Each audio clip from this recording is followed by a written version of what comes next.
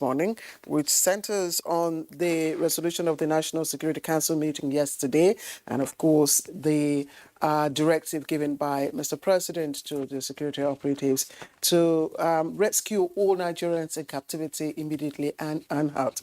So this morning we are looking at again tackling Nigeria security challenges, and we have all our guests seated, some here in the studio and others joining us via Zoom. With us in the studio is Mike Ejiofor. He's a familiar face, former Director, State Security Services, SSS. Thank you very much for joining us. Thank you. Good to see you. It's been a while. Thank you very much. Also here with us is Dr. Kaburu Adamu. I don't know why he's far away from me.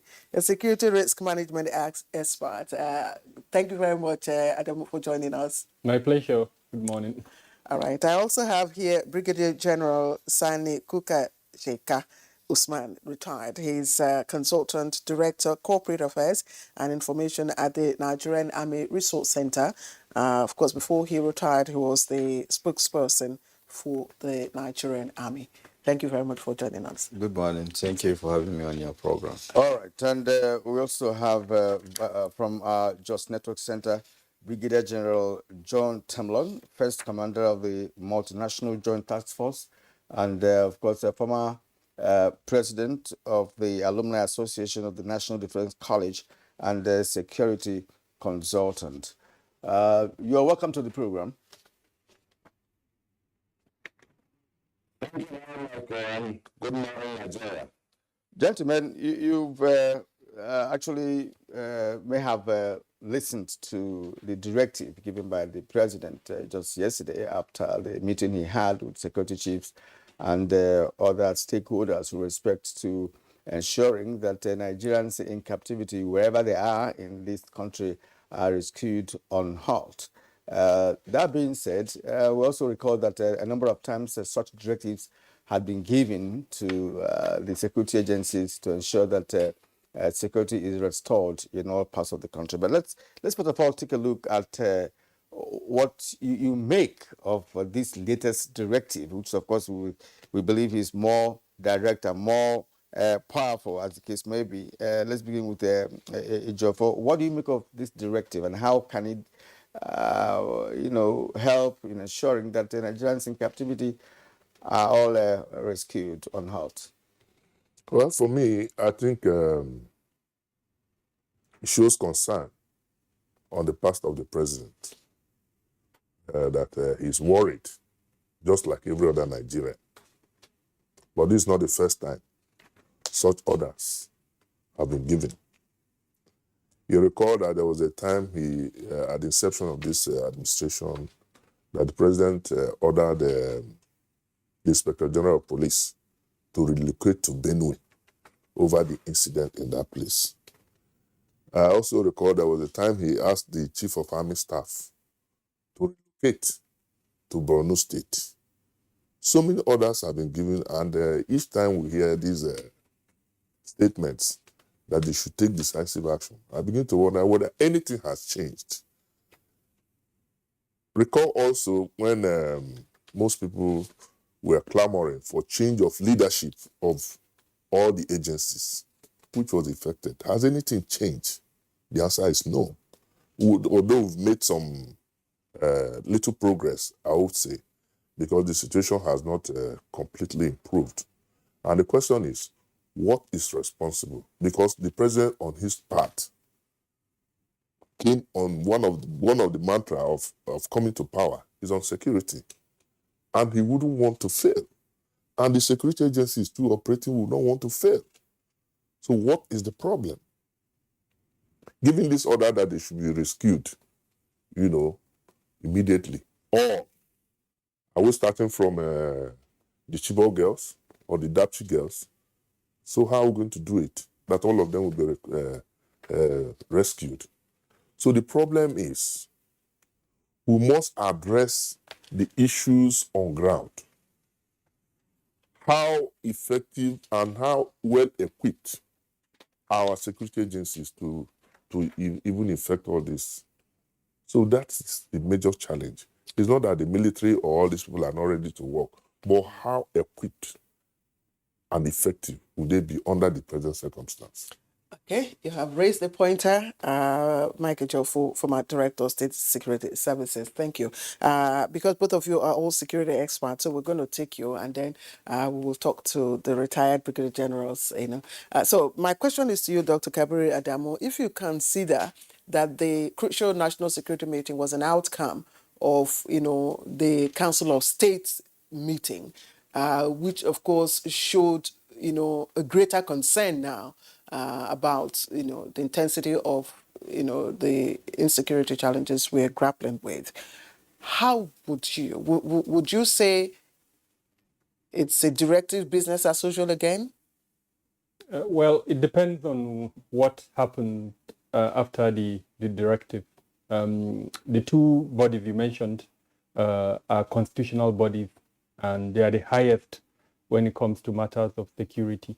Now, for the president to issue a directive, that is the highest in any circumstance that you can have in any country. It's the presidential directive.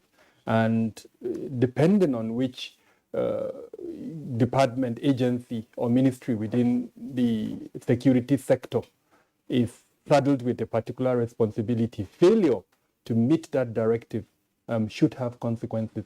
So I'm hoping that after that presidential directive, certain elements within the government, especially the technocratic elements, the chief of staff to Mr. President, the secretary to the government of the Federation, the office of the National Security Advisor, the several ministries such as Ministry of Defense, Ministry of Interior, they will pick up that directive and develop tasking orders from them, saying specifically to all the 27 ministries, departments, and agencies in security, this is the role you are expected to play in achieving that directive. And deriving from that, I'm also hoping that they will develop key performance indicators over a period, left to me not more than a month. Because let's remember, we're in a political season.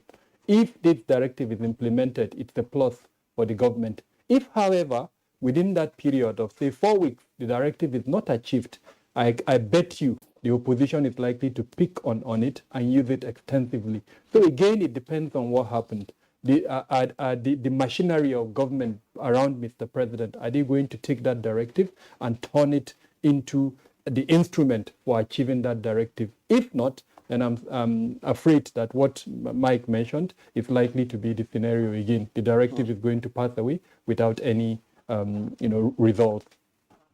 Okay, thank you. Let's turn to Brigadier General Sani Kokashika Osman. So the directive has been given, but let's look at the mechanics of dealing with asymmetric war, if you like, which the present security agencies in Nigeria are faced with.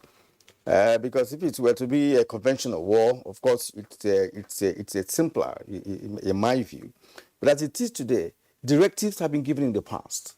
And it does appear that the results were not satisfactory in terms of what is on ground, in terms of achievement, in terms of the fact that there is heightened activities of the elements that we're talking about.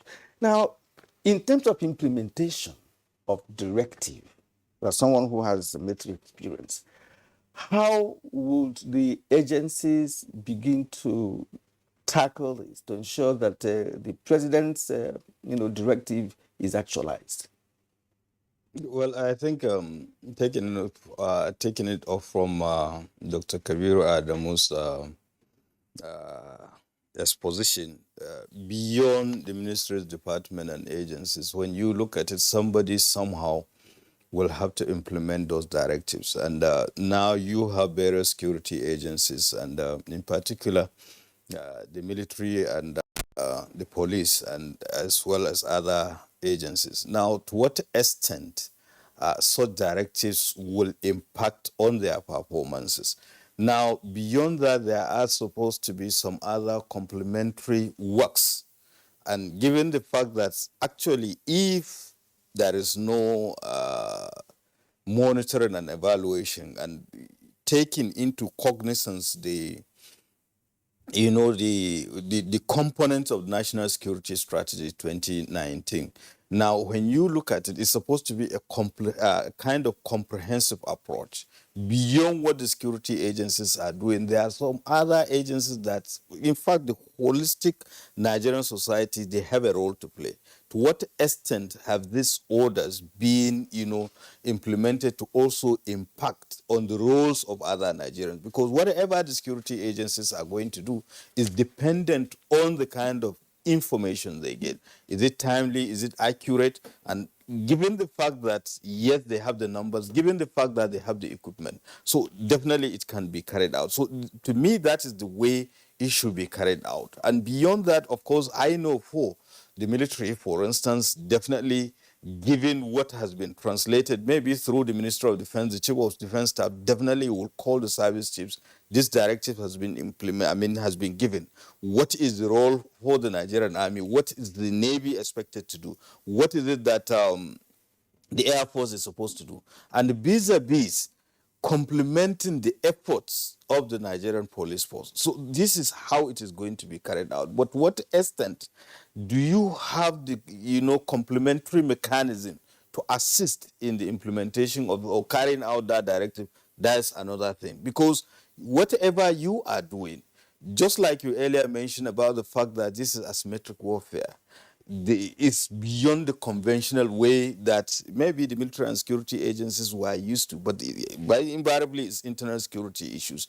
So it is people oriented. To what extent are you carrying the people along? Because bulk of these criminal elements, they live within the society. Sometimes there are allegations that in fact they sleep within, with the society, with the people.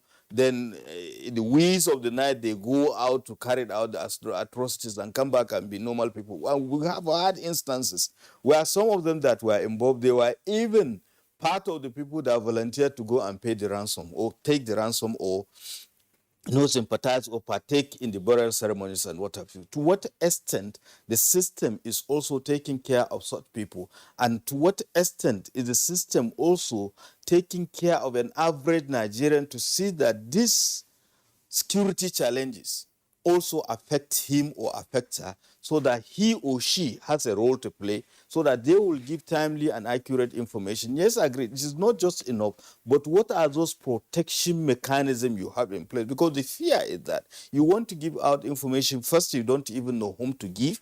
Secondly, you are not too sure about your safety and security. So these are things that we have to take into cognizance. Just like he said, the 27 ministries involved, to what extent are they also involved in the implementation of this order? Then, of course, we have to have timelines for it.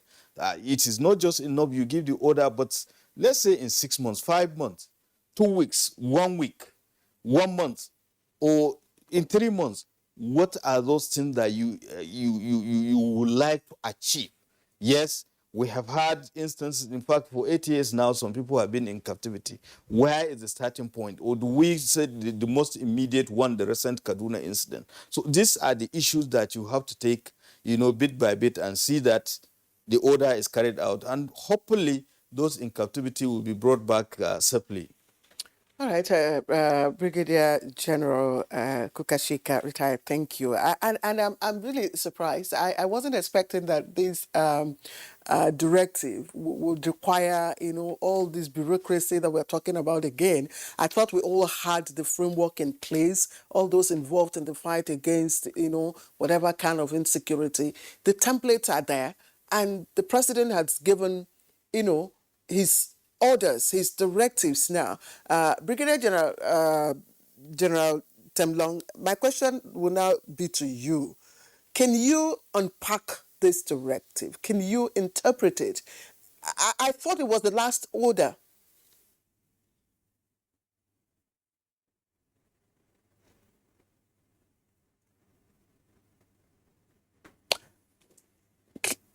Thank you very much, Claire. I think the directives by the Commander-in-Chief was quite clear.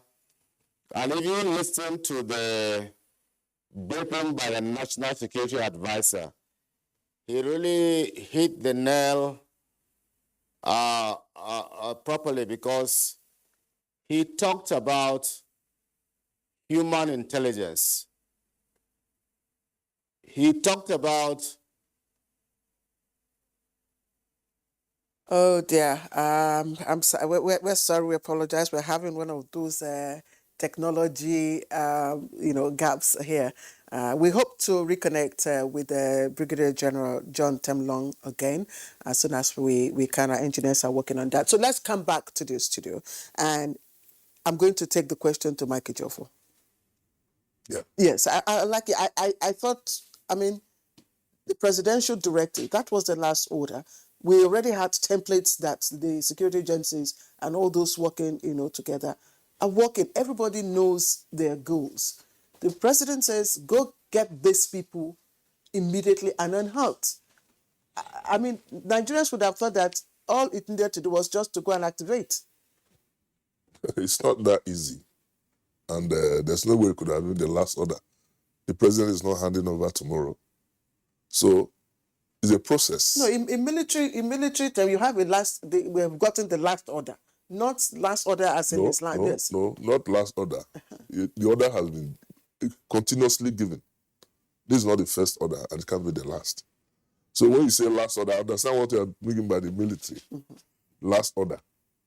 Well, it's difficult to place now because we have been with these challenges for a very long time. It cannot go overnight. That's the point I'm making. I'm taking from what General Temlong was saying before he was cut off. The NSA actually said it must be intelligence and technology driven. That's the way to go. How equipped? That was why I started from 2. How equipped are we? So it's not just giving the orders. The question is, we have the technological backup to effect this order. If you talk of human intelligence, the human intelligence might be there, but no technology to back it up and execute the plans. For instance, we're all aware, most authorities, I take specifically this issue of Kaduna incident, the Abuja-Kaduna rail. Virtually all the stakeholders agreed that the intelligence is there, this was going to happen. They all agree, including the chief security officer of Kaduna State. Though I might not completely agree with him because at a point he was trying to compromise the process by revealing more than he ordinarily should have. So the issue now is, how technologically ready are we to obey this order? Do you now tell me that the communities where these people are operating, even if they give information of what is happening, what are they going to do? What is the military going to do? By the time these people take off in their hundreds, how many people were kidnapped? By the time they take off in their hundreds, what would the community people do? Begin to make phone that they are coming or what? They are also jeopardizing their own security by so doing. So they are caught in between the deep blue sea. To go take side with government or take side with the bandits, it becomes a problem. So I believe that the human intelligence is there, but we need to take our technology serious if this order must be complied with. Don't forget that it was in this country, a victim, an American citizen, was kidnapped in Niger and brought to Nigeria. And the man was freed. The bandits killed about 6 of them, if you remember. So we need to collaborate. We need to synergize with foreign partners. Others are saying we call it mercenaries.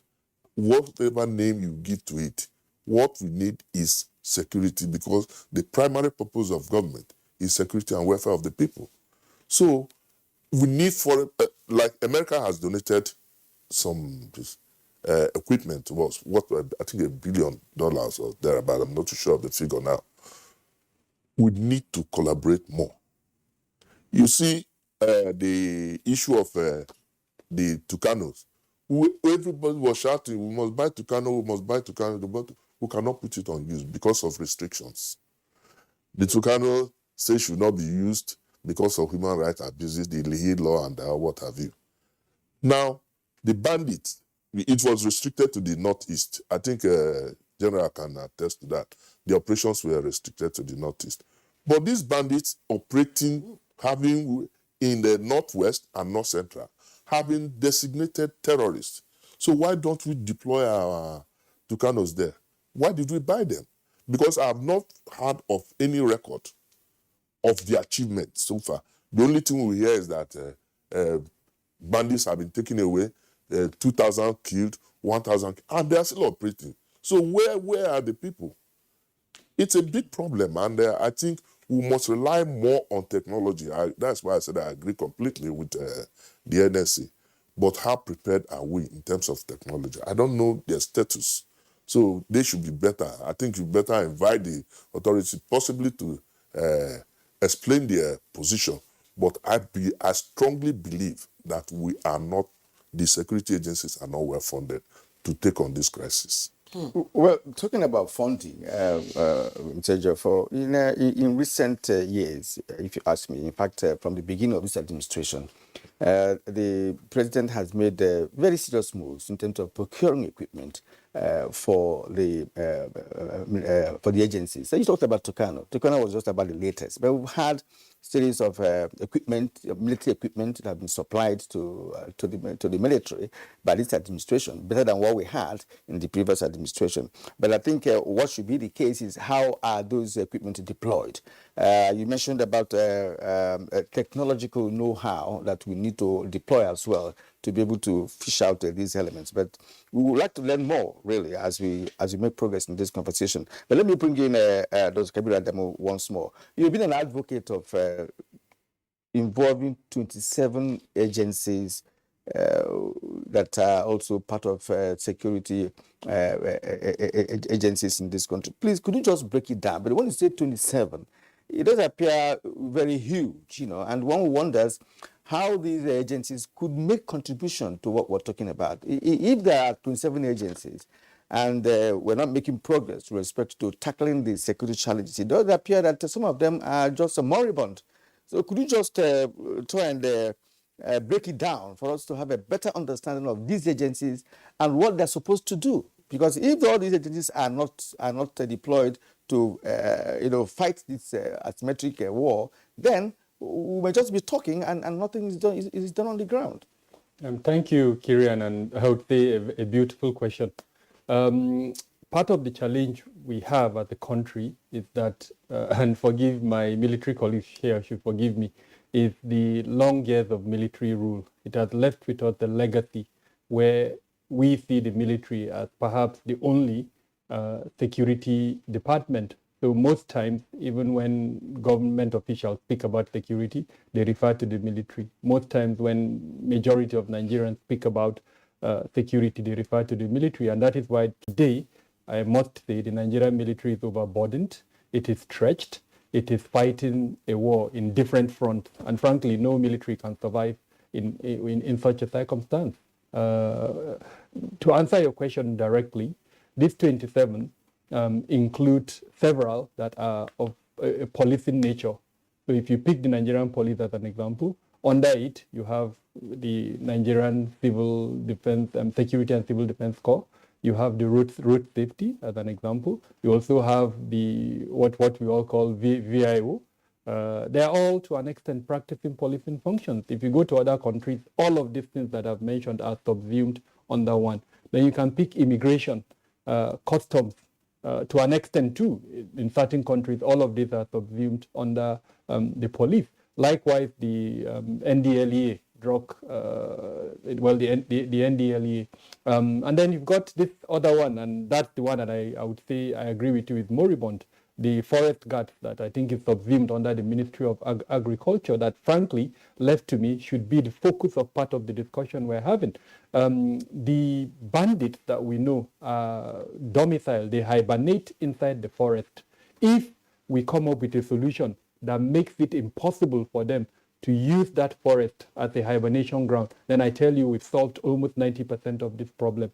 And that's not the discussion that we're having at the moment. So number one, how do we make these forest guards, how do we make them more effective? If, like we've agreed, they are moribund, do we now create or evolve another unit within the existing security department? As an example, part of the discussion has been the police.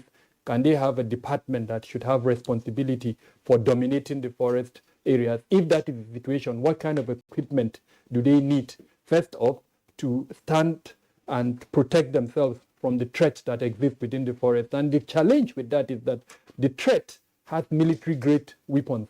I can't even begin to discuss the kind of weapons that in the possession of the bandits. So whatever unit you give that responsibility should have weapons enough to protect itself and subdue the threat in this instance. We're aware that last year they shot down a jet. So you can begin to imagine the kind of weapons at their disposal, and whatever unit you give that responsibility. Some of the other agencies within the coordination unit, and they are the ones that I think, for me, have a majority of the faults. So starting, as an example, from the Office of the National Security Advisor, the Minister of Defense, Minister of Interior, Minister of Police Affairs, and to an extent, the presidency. And in the presidency, you have the Chief of Staff to the President, you have the Secretary to the Government of the Federation, then to an extent, to Ministry of Budget and Planning, because when the government decides that this is its policy directive, it is that ministry that now puts all of these other bodies together and say, okay, this is the direction that government is going to, and each one of them should now follow that direction. So when you count them one after the other, you come to this 27, and clearly each and every one of them has a role to play in contributing to, especially in the national security strategy. And earlier on, one of the discussants mentioned the various facets of security that is under that national security strategy, starting, as an example, from food security. Part of the challenge that we have today as a country is actually food security. Then you can talk about health security, you can talk about technology that was mentioned earlier on. So that is how widespread the contribution of each of these units are. And frankly, again, to answer your question directly, the coordination is, one of the major issues is absence of delineation of the functions of this organization. I mentioned that we have about 7 organizations that are actually carrying out policing functions. In other countries, all of those 7 are subsumed under one. In the case of Nigeria, you have some of these 7 under one ministry, while the others are under another ministry. The second point is coordination, collaboration, and cooperation among them. In certain... Dr. Adamu, sorry, let me pause you a while, because I know you have a lot, and from all that you have said, it would appear that we probably are not matching our direction in this, battle to a specific, goal. Otherwise, all the various units, in the coordination process would be well organized, just as you're suggesting. But Brigadier General John Temlong is back with us from our Just Networks Center. We're very glad that you are back, Brigadier General. Thank you. And if you may, you could take the first question we asked you, and then we will then take you up on others as we proceed. I asked if you could interpret the Mr. President's directive, unpack it for us, and I asked if it was a last order. Capacity and a capability gap as a nation. The National Security Advisor clearly stated that we need more of human intelligence. But before you get the human intelligence, you must build the capacity of the individual to be able to know what is of security significance or what is of criminal nature that he has to, and there has to be a clear channel of communication. There has to be a reporting system. I'm glad they talk about the chiefs, traditional rulers, and religious leaders. But you see, the processes of selecting traditional rulers today is quite different from how they were selected in the 50s, 40s, and 60s. The system was that they were groomed and trained to succeed who was supposed to be there. And part of their the training was that they were trained how to secure their environment or how they secure their communities.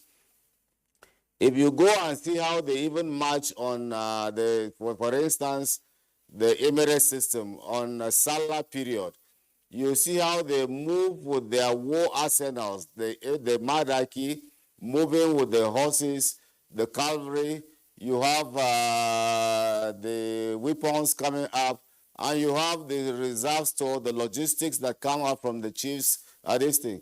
So this training was there. There are no more.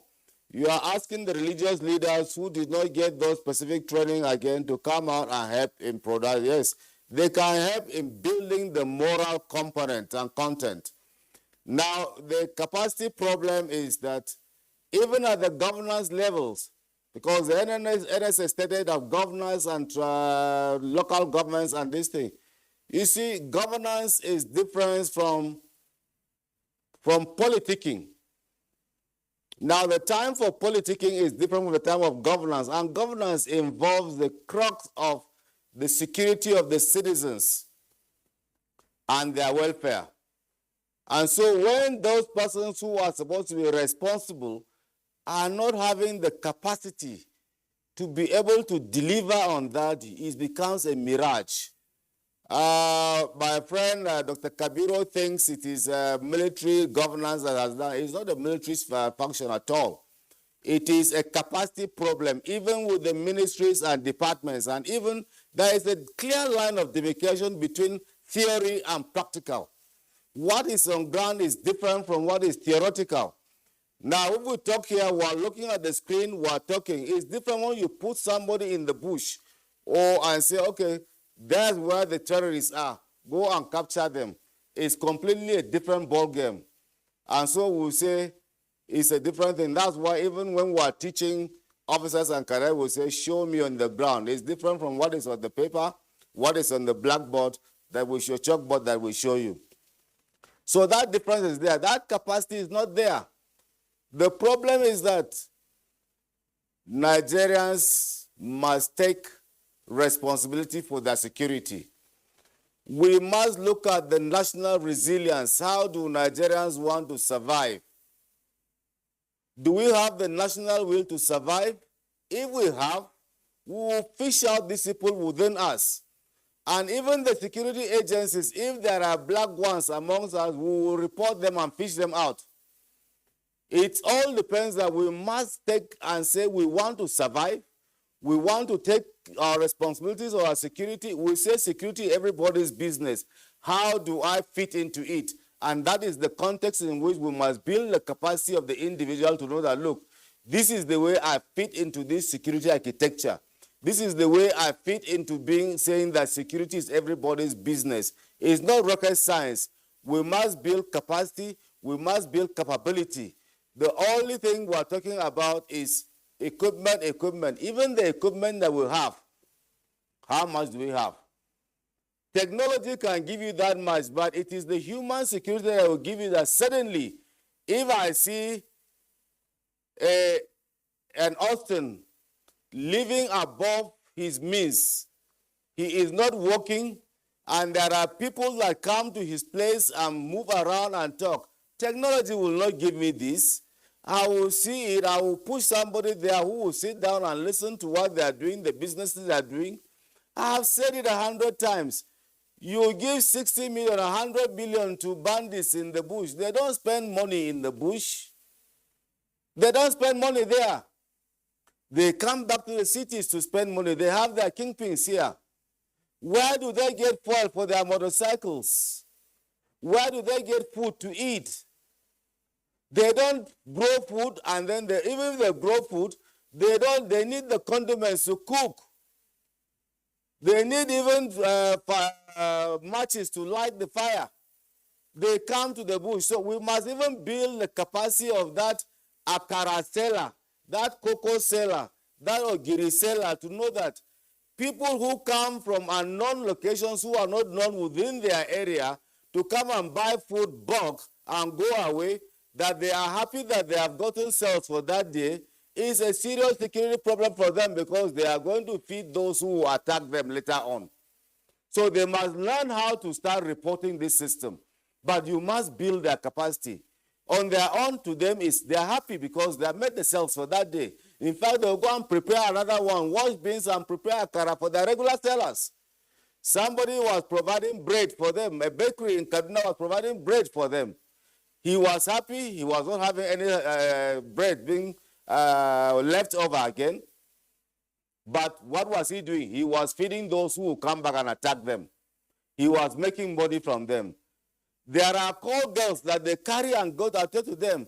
We call those ones squallow. You build their capacity. Those girls will go and start reporting on them. These people are living on drugs. They sell drugs to them. In the villages, you see people selling some of these drugs. Are they selling chemists? Have we even gone to those chemists or pharmacies to see what they sell? Go to them and see the amount of tramadol and all this penta and the rest being sold in those villages. Who are they selling them for? So it means then that we must build the capacity of even the citizens to start knowing that these are the things that fuel insecurity in our area. And the whole of these things is criminal. And so we must get the criminal justice system working. Because it is the criminal justice system that will put these people in bay. Femi Falana, SAN, was talking that big people were paying poor boys to go and serve jail for them. It is at the correctional center that they take more intelligence. Unfortunately, even at that correctional center, there are a lot of people who are not even fit to be there because they are criminals. I'm afraid. I have to say that. The policemen, there are those who are criminals themselves that. When you talk about employing police, forest guard, we discuss forest guard and that they need more. But the equipment, Kabiru said it himself. I asked the police chaps in NIPS here last week, can you face these terrorists with the military grade weapons they have? Let's call it a spade. We are past the stage of policing or using police for this action. We are in the problem that we are fighting terrorists who are armed and sometimes better equipped than the military itself. So until you degrade them and deal with them, will the police be able to take part in making sure that they maintain security in the areas that the military have taken? And that is the way it is done. The military have to fight them first. Once you have gotten them out of there, then the police take. What the military is sort of doing is providing military aid to civil authority. When you are able to give them the authority, the wherewithal, and you give them the enabling environment to be able to carry out governance, then the civil authorities like the civil powers and the police and the rest will take over and the military will move forward. And that is how it is done.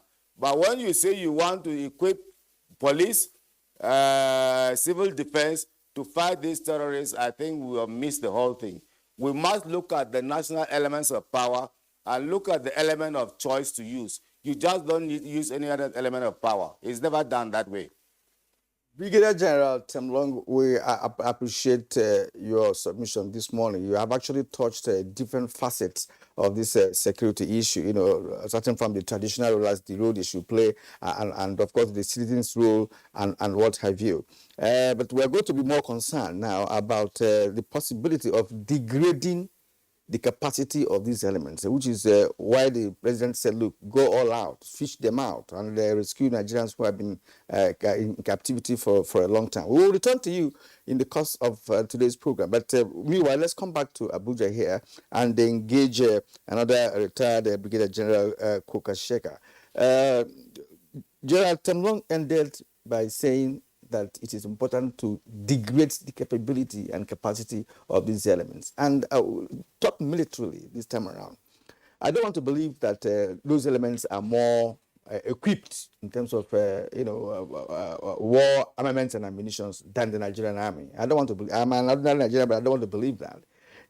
Because I see what they carry: AK-47 and perhaps ground to air, little whatever the missile they carry on their shoulders and all of that. The Nigerian army has much more than that.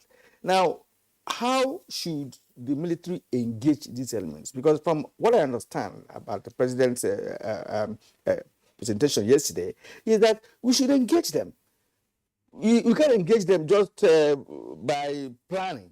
You can engage them by just planning and talking. You engage them by getting to them, taking the facts to them. That's the only way I as an ordinary person would understand it. You understand it. Engage them, degrade them, make them all dysfunctional. Ensure that they don't gather, they don't regroup, they don't replan, and what have you. If they have intensity from the military, intensity of fire, and consistency in terms of engaging them, I don't believe that they can do much more than they're doing. So please let us know. If you are in the saddle at the moment, as the head of the military, what would you be doing? What would your plan be, to ensure that the president's order is carried out successfully?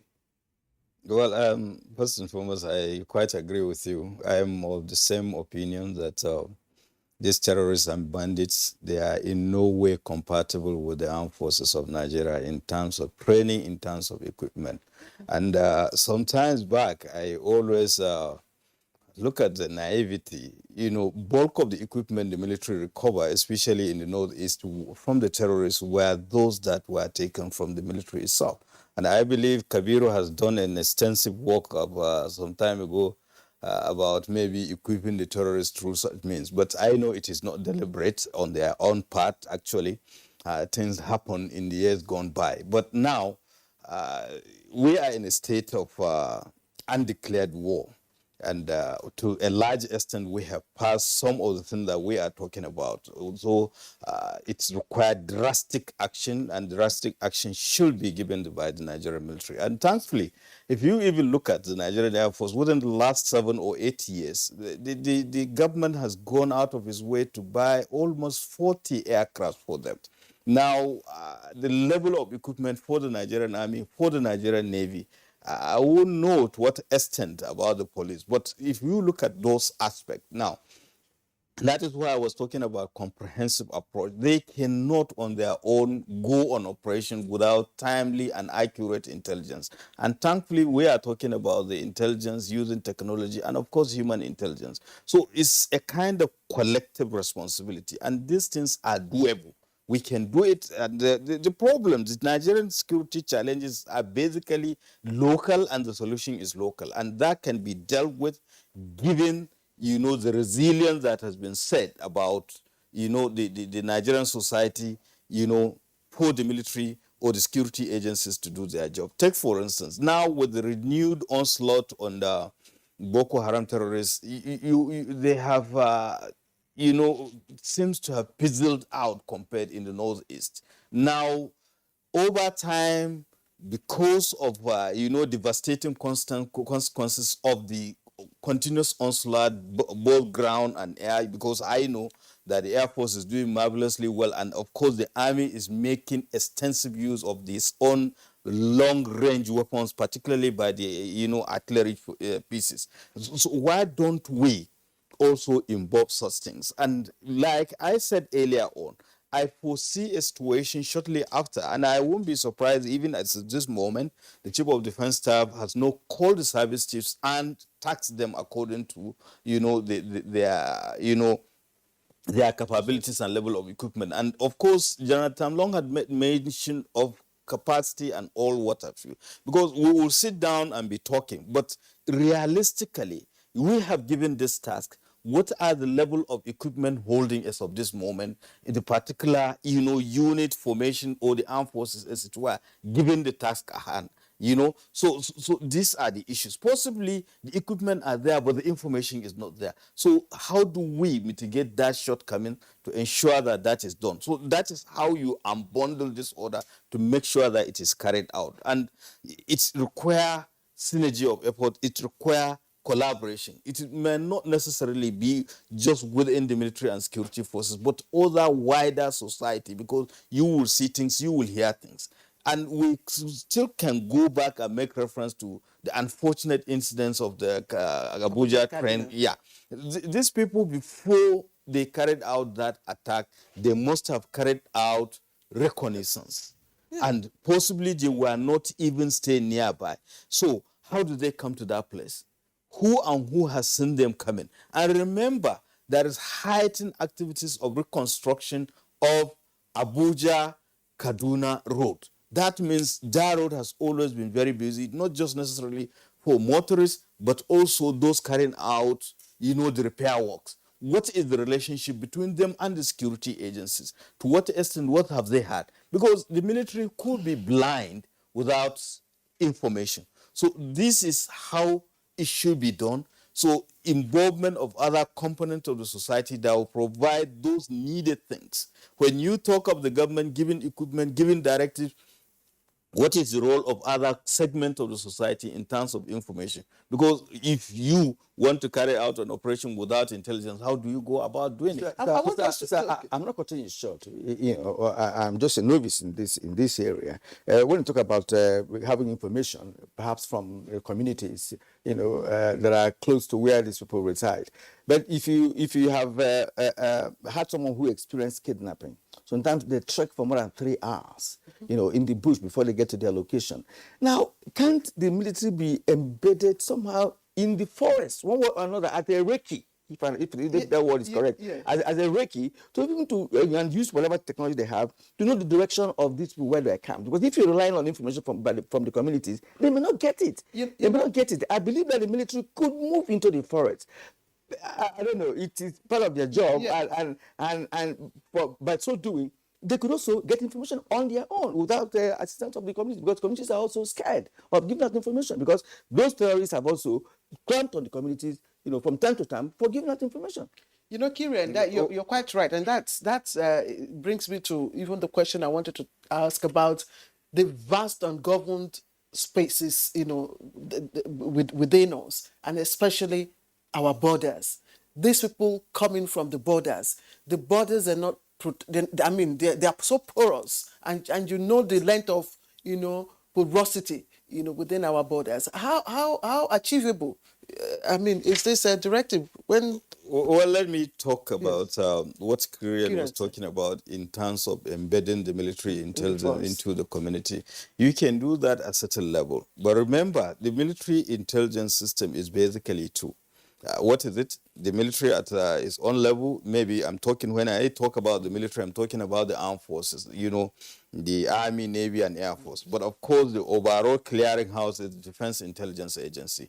But remember, again, there are other components of the intelligence services. You talk of the National Intelligence Agency, and you talk about the Department of State Service. To what extent, it's a collaboration between them? Because the Department of State Service, for instance, is far more professional, more equipped, more trained to carry out that information. And they have been doing that marvelously, because I have seen it, how it worked, especially in the Northeast, where they provide the military with timely and accurate information wherein the military goes in. And several instances, there are collaborative efforts. In terms of internal security, I believe there was a time when here in Abuja, there was a collaborative effort, I think somewhere around Gudu or so, between the Department of Security Services and the military, particularly is it Army Headquarters Garrison or Gas Brigade? So these are the issues.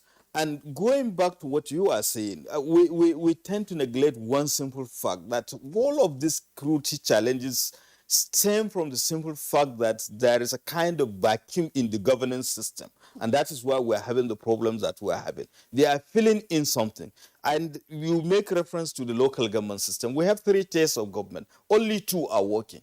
The third one, which is the local government system, which is supposed to be kind of buffer zone, which is closer to the people, is not working. And all this forests and what have you, if you reduce it, it belongs to a particular local government. So long as the local government system is not working, so automatically you have missed out some critical parts of, issues, components that could have mitigate some of the security challenges. Take, for instance, if the local government system is working, they are closer to the people, they know the problem, they know the people. They could be able to mitigate. But now all the problems are now lumped on the state and the federal government. So a kind of distance, a total disconnect between the government, and the governed. And that is why ordinarily the issue of informants, you go to the rural areas, you will see young man with, what's the name of this motorcycle? It is a bandit that gives him because the loan system or the social security system at that local level is not there. So unless we address this kind of things, it will be very, very difficult for us to go a long way. And that is why when you talk about military, you just talk about the military. It's a collective responsibility. There is a limitation to which the military will do. And of course, he made mention of the criminal justice system. And General Tenlong was making reference to the relationship between the correctional service and the policing system. And you know there were instances, with due respect to the correctional service, some of the robberies that are being carried out in the open here were mastermind and planned in the correctional service. So what is the level of the relationship? And that is why the issue of coordination, cooperation, and synergy of effort, just like Kabir was saying, are very, very critical. So it is not just a kind of 1 month's show. Okay, thank you very much. Gentlemen, we are going to take a short break now. When we come back, the conversation will continue. You're watching Good Morning Nigeria on NTA Network Service, so we're back very shortly. Don't just wake up your child.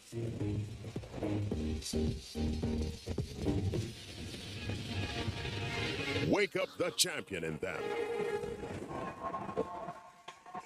Give them energy to help them win every day with Milo at breakfast. Milo Active Go and the natural goodness of malt, milk, and cocoa helps wake up the champion in your child. The 157-kilometer Lagos-Ibadan Railway is the first double-track standard gauge railway to be built in West Africa. The Mobolaji Johnson train station is a masterpiece, an infrastructure that is gradually becoming an iconic building in Lagos State. The modern facilities put the station on a world map of train stations. Likewise, other new train stations across the country built to world-class standards. The train and its convenience is indeed an admirable effort, with commendations from Nigerians. This is a station that we have to commend the federal government for putting a beautiful face, empowering us in Lagos State, not only in economic and political arena. I can say that I'm really impressed with the infrastructures in place. Kudos to the Minister of Transportations. Kudos to the federal government. Truly, good things are coming out of Nigeria, and the federal government is deserving of all the applause. Do you run a breast or cervical cancer service? Are you a private or public laboratory, clinic, or hospital that offer any of breast imaging, cervical cancer screening, HPV vaccination, or other breast or cervical cancer services? Is your service a primary, secondary, or tertiary center located in any part of Nigeria, no matter how remotely located it is? If yes, to any of these questions, then subscribe to the OCI Foundation's Savvy Breast app and become accessible and visible to millions of Nigerians. It is all for free. To subscribe, just type the Savvy Breast application form on Google or go to the OCI Foundation's page on www.ocifoundation.org and search for Savvy Breast application form. Complete the form and submit. And let millions of Nigerians patronize you, all for free. Become part of the OCI Foundation's quest to tackle breast and cervical cancers in Nigeria. And join us to rise by lifting arms. Dialogue, empathy, love, and unity. These are vital components of nation building. For all to be well, we appeal that we should refrain from volatile, provocative, inciting messages and language. Let's build and not destroy.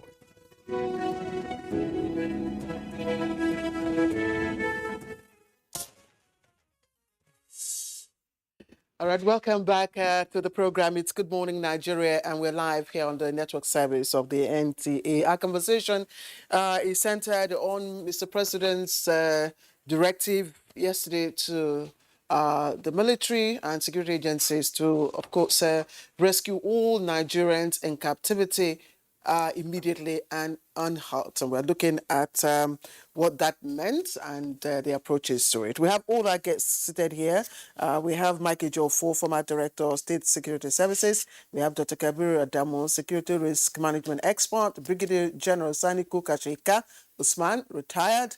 Former spokesperson for the Nigerian Army. We also have Brigadier General John Temlong, first commander of the Multinational Joint Task Force, joining us from our Just Network Center.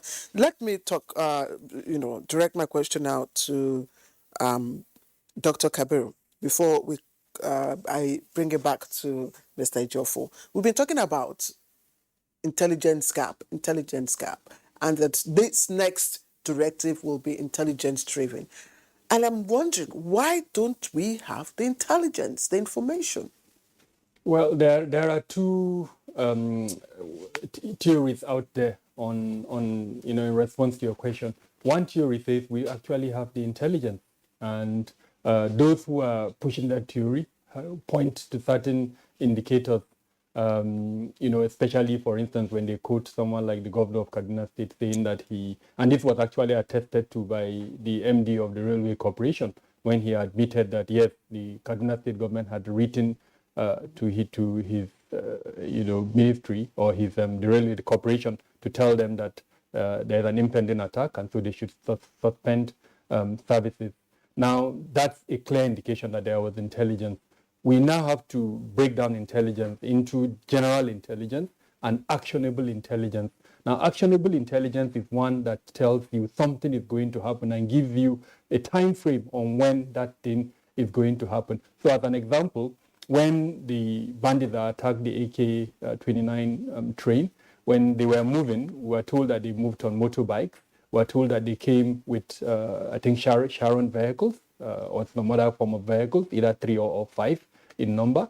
So to harvest that kind of actionable intelligence, it means you probably intercept their communication, that is one, or visual movement. Somebody would see them moving and then make a phone call to the relevant agency and say he has seen, a funny movement and this is who is likely behind that movement. So if it's an intercepted communication, the gadget for intercepting that communication would have listened on a plan by the particular group or individual saying that they're going to come. Then how do they now communicate that intercepted communication to the relevant agencies? That is where the dissemination of the intelligence is important. Now, this is not a forum for me to talk about the intelligence cycle, but bottom line, it appears that the intelligence is available. What is missing is our ability as a country to harvest that intelligence. And without pointing a finger to any particular government official, I think what we need to change is our body language. In the revised National Security Strategy 2019, we said we're going to change the paradigm. There's going to be a paradigm shift in our approach to security from the state-centered approach to security to the citizen-centered approach to security. So if that is what we want to do, we need to come down from our high horses and stop saying that people should give us intelligence. Let's go to the people and collect the intelligence. When General Temlong was making his statement, he gave several indicators of intelligence. And a woman frying akara balls, she knows her sales every day is probably for 1,000 naira. All of a sudden, that sales jumped from 1,000 naira to say 10,000 naira. Now, that is an example of an intelligence. Who is buying that additional 9,000 naira akara? Someone, and frankly, not that woman. I agree with General Temlong. Resilience of the population is one aspect of counter-terrorism. But even before then, there are government officials that are paid to gather that intelligence. Somebody, when I was young, it would probably be someone who is a mad person sitting in the market. But he's an intelligence operative. I'm sure Mr. Ejiofor will talk about that. Or a woman who is sweeping the street, or an Okada rider, or a taxi driver. Somebody should be able to pick up that information that, look, this woman who is selling akara for 1,000, all of a sudden she's selling for 9,000. Who is buying that akara? Why is he taking it to? Now, that is how we change the approach. I don't expect that woman, frankly, to bring that information to the security department. They are the one who should go, mix up with the people, harvest that intelligence, and then make it available. Now, I'm very happy that we're about to start operating the Intelligence Fusion Center. Now, when we start operating that Intelligence Fusion Center, hopefully it will be, pulling intelligence from the different organizations, and then we'll be disseminating them, timely and in a manner that will be used. But even more important to that is the need to create what I will call a standard department that would regulate the dissemination of that intelligence. The Germans say trust is good, but control is better. Where we leave government departments without some kind of oversight, or like Kukashika mentioned, the monitoring and evaluation aspect, then frankly we're going to be repeating this conversation. I like Kiran, sorry. I like Mr. Mike Ejiofor, who is a former director of state services, security services, to also speak to this issue, because that's the foundation of our intelligence unit. Yes. Well, without being immodest, I think the security services provides the necessary actionable intelligence. That's a fact. Do you need intelligence to tell you that bandits come openly to Zamfara market to buy things armed? Do you need intelligence to tell you that bandits openly associate with people? Do you need intelligence to tell us that even the governor of Zamfara State, for instance, who has crisis in his hand, is buying SUVs for traditional rulers, thereby exposing them more to danger? I don't think it's lack of intelligence. What we are saying is that we don't have the capacity to deal with the intelligence provided. Like he said, Dr. Kabiru said, the governor was aware of this attack, the Minister of Transportation was aware, the MD was aware, but nobody worked on it. So if there are two different things: to provide intelligence and for the intelligence to be used. The issue of the railway, because I learned that the minister also talked about the surveillance facility that he had requested, which had not been provided. So why are we not investing in technologies like that? But you had the outcome of that. Yeah. That the company awarded that contract from the FX had no capacity to deliver such equipment. Then the question is, if the company does not have a capacity, does it stop? The intelligence has been provided. Does it stop you from getting another company that has capacity to supply it? To avoid all these crises that we're having at hand. So it's a major problem. We don't need to be bypassing. Like also he said, whether the military is equipped or they are not equipped, they have their rules of engagement. The military cannot just go. The next thing you hear is the abuse of human rights. We will drag it to International Criminal Court of Justice. How long shall we continue like that? There will be collateral damage. But this is not a normal war. I want to suggest that the Air Force should take the lead. The SSS should provide intelligence. The Air Force should take the lead in this attacking these bandits on the move when they are taking off from where they are coming. Then the military should give the ground support. That's the coordination. Otherwise, this thing will continue like that. You don't blame the Akara woman who sells 1,000 naira. All of a sudden, you start selling. Do you want it to go and report herself that she's making profit? As far as she's concerned, she's making profit. And people are aware of that, that they don't go to report. The communities also will not go to report. And you know that this land, the lands are so massive that you cannot easily cover. We look at what happened in Anambra recently. The community took it up because the land is contiguous. They are all living together. They went to the hideout of the bandits and raided them and disarmed them. But you can't do that in the land because of the vastness of the land. So that's a problem we're having. But I think with the president's directive now, the Air Force should take the lead, irrespective of what action that is. There will be collateral damage, no doubt. But let us provide security for the people. Precisely. Okay, well, I think it's from the fact that the forest is very vast, it's very huge, it's very big, But you started this conversation earlier on with the issue of technology, and if you have basically satellites, shot into the orbit within that area, it will virtually tell you where they are.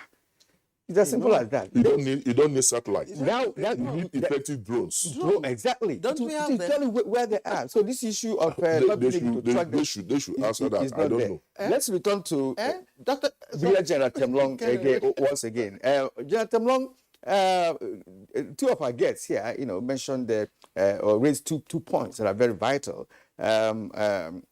Kabiru Adamu talked about harvesting intelligence, being able to know when a good intelligence is provided and harvest it to avoid anarchy.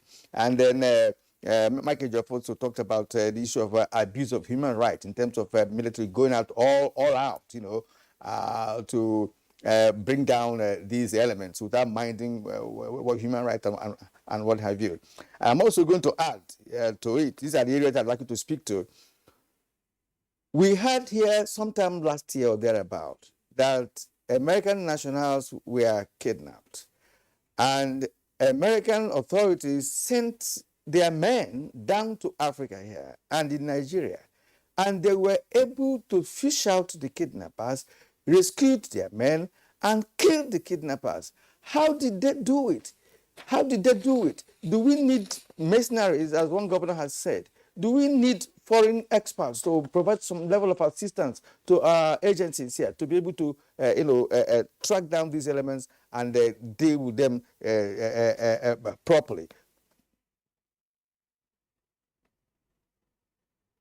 Thank you very much, Christian. Let me start with the last plank. We don't need foreign mercenaries. The Americans that you talked about, we schooled with some of them, and we know our performance. They can check it. We have even taught some of them. So it's not that they came with anything. What it is that there is what I talked to you about, national resilience, national will, and values of the people. Now, Nigerians will not be able to manage our diversity to the extent that we now see ourselves as Nigerians. We first see ourselves in terms of our tribe, our religion, or our color, or wherever we come from. That is dangerous for the country. The American, whether he is black, he is Indian, or he is Mexican, Hispanic, and the rest, when it comes to national security, he sees himself as an American first. Now, we've talked about intelligence being, asymmetric warfare is being intelligence-driven. Americans couldn't have come to that place without having adequate intelligence about those areas and where they are and how many people were there, who is holding them, the exact location, and the arms and the rest. And that's what they will use to counter. Here in Nigeria, before you know, it is even within the system that will start leaking the information to them because they feel they are theirs. So they are not even Nigerians. So, I mean, we have to build a nation. It's a very complex thing. I really sympathize with all those who are in authority, the armed forces and the security services now, because they are working in very difficult environment. Even within them, people are looking over their shoulders. And people from outside are instigating them, talking to them. Why are you killing our own people? Why are you killing our own people or our own religion? Why are you doing this? They bring all sorts of things to you. The military and security agencies are working under a very difficult environment. But beyond that, there is a capacity problem, which you raised about intelligence. If intelligence was given and there was no capacity to actualize and utilize that intelligence and pass it to the appropriate authority or agency to deal with it, that capacity problem is there. But even then, like Kabiru said, if you see motorcycles moving, how many of them, what sort of equipment are they carrying? Is the force deployed at that area, is it capable of taking care of them? If they report this, they might need reinforcement and the rest.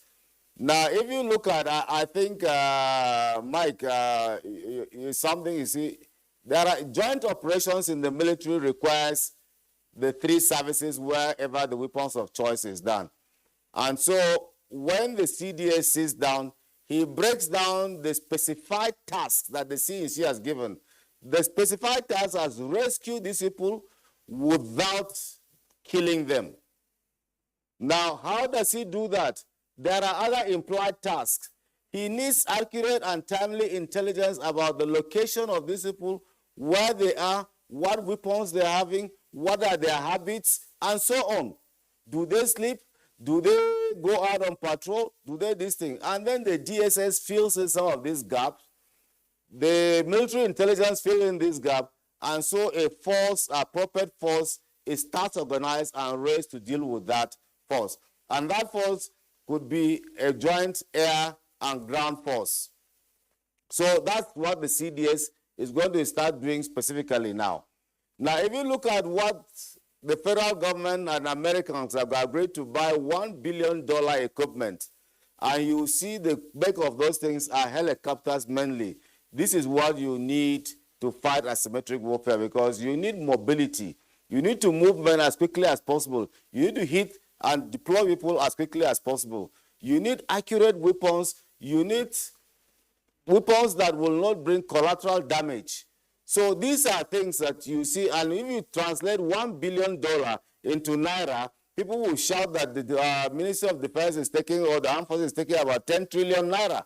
I'm sorry, I'm sorry, I have to interject.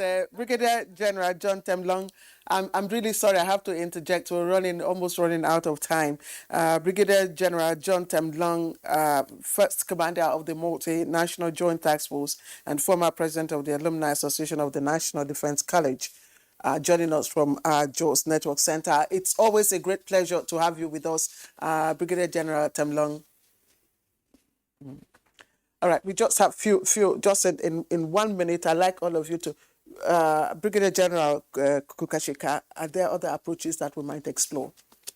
Well, I think beyond what we have said so far, there could be other approaches, and the approaches is the strategic direction has been given, and to what extent are we using the other components of Nigerian society? When I mean other components, you know, we have other institutions. There are maybe the traditional rulers. There are other organized Nigerian society. Is it the road transport union, the youth, and so on, and the women too? You know, so to what extent, beyond the tasking of the military and security forces, based on the components of the national security strategy, you know, so we need to carry everybody along in order to succeed in this fight against terrorism and insurgency. All right, Brigadier General Sani Kukashika Usman, retired Consultant Director, Corporate Affairs and Information at the Nigerian Army Resource Center here in Abuja, and also former spokesman for the Nigerian Army. Dr. Kabir. For me, let's suffocate this bandit in less than 30 seconds and terrorists. How do you suffocate them? Let's use the provisions of the National Counterterrorism Strategy. Deny them their ability to procure weapons and ammunition, deny them their ability to recruit new members, and then deny them their ability to move around. The provisions for that are within the National Counterterrorism Strategy. All right, Dr. Kabir Adamu, Security Risk Management Expert. Thank you. Kiran? Yeah, let's say Michael just to say a word or two. Well, an order has been given by the president, and it must be complied with. So the CDS and all of them should go back to the drawing board and re-strategize. Okay. All right. We have come to the end of this edition of Good Morning Nigeria. We've also appreciated the other guests, but let me also appreciate Mike Ejiofor, former Director of State Security Service. Thank you for coming. And Dr. Kabir Adamu, Security Risk Management Expert.